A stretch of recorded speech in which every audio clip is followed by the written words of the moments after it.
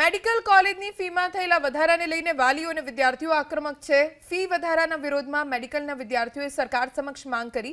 Fee વધારો પરત ખેંચવાની માંગ સાથે આજે સચિવાલયમાં રજૂઆત કરવામાં આવી।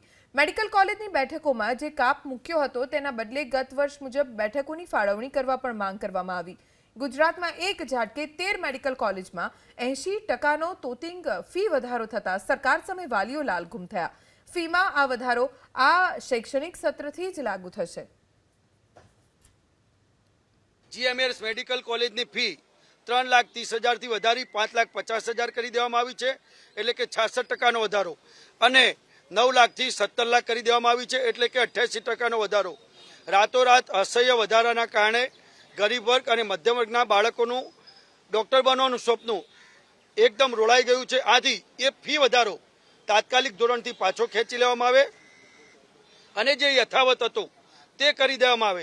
મિડલ ક્લાસના વિદ્યાર્થીઓનું સપનું આજે ડોક્ટર બનવાનું રોડાઈ ગયું છે। એ સાહેબ કંઈ પણ વેચીને પણ હવે ડોક્ટર બની શકશે નહીં। કદાચ એના વાલી કિડની વેચવા તૈયાર થશે તો પણ જીમર્સ કોલેજમાં એડમિશન લઈને ડોક્ટર બની શકશે નહીં।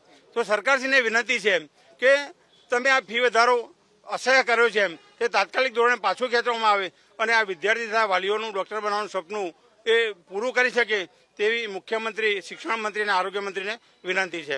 જેને સારા છોકરાઓને સારા માર્ક આવ્યા છે પણ એના પાસે પૈસા નથી, તો એક આશરો હતો જીમર્સનો। હવે જીમર્સની ફી છે એ લોકો એટલી બધી કરી નાખી કે હવે એ લોકો જે મહેનત કરીને માર્ક લેવા છે ને એને એડમિશન જ નહીં મળે। હવે ખાલી જેના આગળ પૈસા હશે ને માર્ક ઓછા હશે એને મળશે। તમે બધાય બી સમાજ બી વિચારે કે આપણે કઈ ટાઈપના ડોક્ટર્સો જોઈએ છે, કે જે ઓછા માર્ક લઈને પૈસા દઈને ડોક્ટર બને એવા જોઈએ છે, કે સારા જે ખરેખર માર્ક લઈને આવ્યા છે એવા ડોક્ટર જોઈએ છે।